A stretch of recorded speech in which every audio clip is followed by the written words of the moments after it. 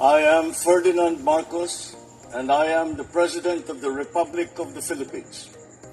I stand today on behalf of 110 million Filipinos.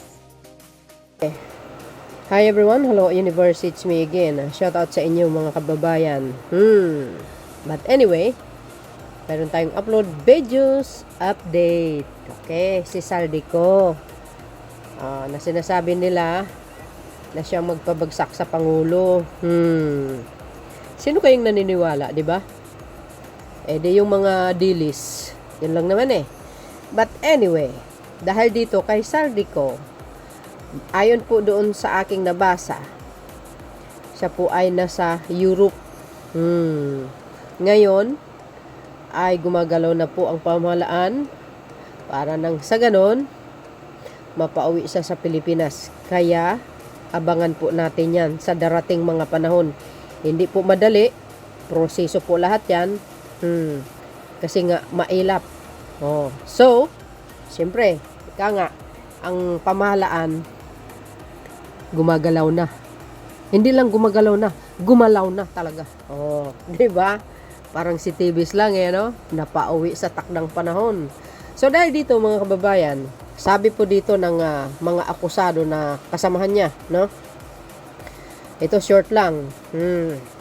Kompleto detalyado. Basahin po natin bago ko ipakita yung another good news. Sabi ko naman sa inyo, proseso guys. Huwag nagmamadali. Just relax. Watch, enjoy the ride. Nox naman. Shoutout sa mga Marcos Loyalty supporters, Filipino and OFW. Sanabi po dito ng Abante News Online. Sinimula ng Sandigan Bayan 6th Division ang pagdinig sa hiling ng makapagpiyansa ng siyam na dating opisyal ng Department of Public Works and Highways, which is ang DPWH Memorapa, na kapwa-akusado ni dating Congressman Saldico sa kasong malversation of public funds kaugnay ng flood control scandal sa Oriental Mindoro. Agay! Di ba? Ayan sabi dito. 96 DPWH officials na kapwa-akusado ni Saldico humirit ng piyansa.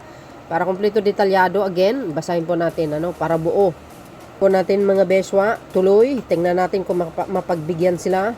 Sinimula ng Sandigan Bayan 6th Division ang pagdinig sa hiling na makapagpiyansa na siyam na dating opisyal ng Department of Public Works ang Highway, DPWH Memorapa, na kabausado ni Congressman Saldico sa kasong malversation ng public funds kaugnay sa flood control scandal sa Oriental Mindoro. Alam po natin yan, yung lugar na yan na talagang kawawa, ghost project, substandard, nakaw. Nauna nang nagpasok ng not guilty plea ang mga akusado na sina Julius Calvo, Gerald Pacanan, Jenny Altea, Ruben De Los Santos Jr., Dominic Serrano, Lerma Caico, Felizardo Casuno, Dennis Abagon at Montereses Tamayo. Bukod sa malversation, naharap din sila sa mga kasong graft na dinidinig sa hiwalay na division ng Anti-Graft Court. So I think dito pa lang hindi na mapagbigyan mga kababayan ang kanilang hiling na makapagpiyansa. Oh my goodness! Matatandaang noong Nobyembre 2025 na naglabas ng Sandigan Bayan ng warrant of arrest at hold departure order laban sa Ko at 15 iba.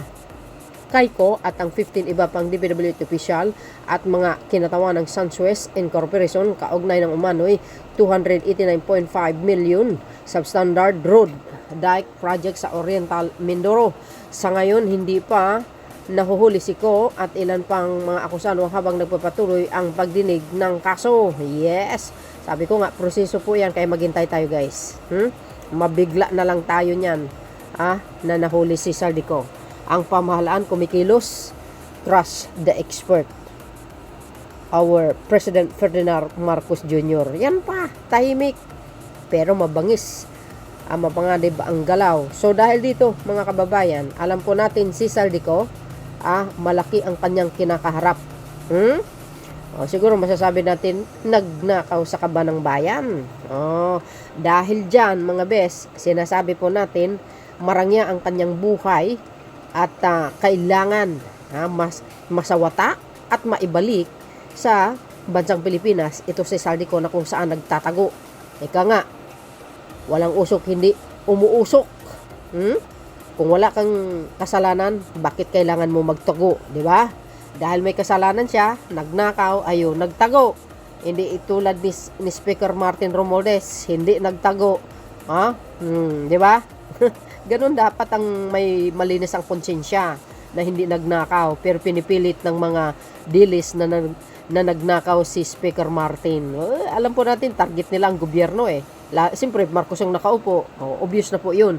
So, dahil dito mga kababayan, ito ang good news.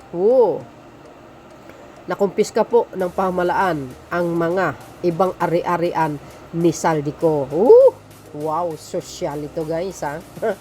Magandang news ito. Para kumpleto detalyado again, panoorin nyo po ito. Basahin ko po sa inyo.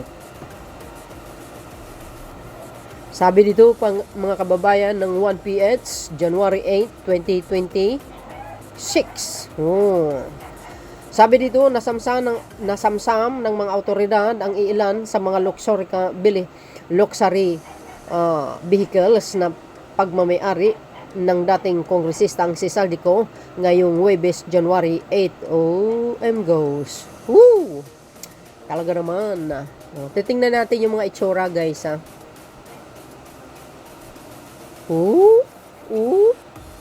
Wow. Grabe ano. Ganda ng mga mamahaling mga sasakyan. Nako guys. Umpisa pa lang yan mga kababayan ha. Abangan natin ang mga karagdagang mga magagandang balita. Kasunod dito, sigurado. Sabi sa inyo kumikilos ang pamahalaan. PBBM pa, Marcos administration pa. Pinaka-the best na administration sa kasaysayan. Except lang ang kanyang ama. Bakit mga kababayan nasasabi ko? Pinaka-the best administration. Kasi walang mga EGK. Di ba? Ang mayroon lang yung mga nakawan. Kasi itong pagnanakaw sa kabanang bayan, dekada na po yan. Tinambak lang sa kanya, siya ang nagmana. Ika nga, sa madaling masalita, minana niya. Ayan tingnan nyo ito. Dahil minana niya yan, yung mga korupsyon na matagal lang nangyayari, ngayon lang nasawata o na-expose at mismo siya ang nagbunyag sa suna niya. Dahil dyan, tinambak sa kanya. Ito ang resulta. Ginawan niya ng paraan. Yan. A man with words. And action talaga. Di ba? Hindi yung puro salita. Si PBBM, salita. May gawa. Di ba? Ang ganda ng mga sasakyan, guys. Wow, sana all. Sample pa lang yan.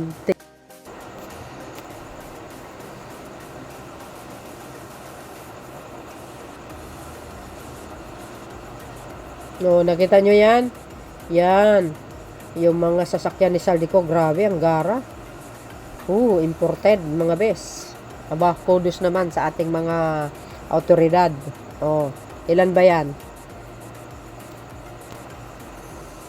Ayan Saldico Coast Car Size Authority Size 15 High-End Vehicle believed to be owned by former Representative Saldico in the parking area of condominium of Bonifacio Global City. The operation was led by the Highway Patrol Group HPG together with the Bureau of Customs BOC and the Southern Patrol District. Ayan, nga, Saldico. Sabi ko nga, mga kababayan, umpisa pa lang yan. Law enforcement term entered the condo premises after the court-approved search warrant was issued. The vehicle were found parked side by side in the designated rental parking slots inside the building. May approval ang court. Kaya nakumpiska po yan. Ganda. Sosyali ng mga sasakyan. 15 mga luxury car yan guys 15 piraso. Parang may similarity kay Diskaya Baka nag-uusap sila na nung bumibili. Baka isang lang guys isang dealer lang ang pinagbilhan nila Kaya halos parang pareho Ganda Wow. Biro nyo yan. Sobra palang yaman ni Saldico Pero palagay ko mas mayaman si si Garjola. 400 plus billion yung pera niya. Grabe, no? So, yun mga kababayan, anong kapalagayan nyo?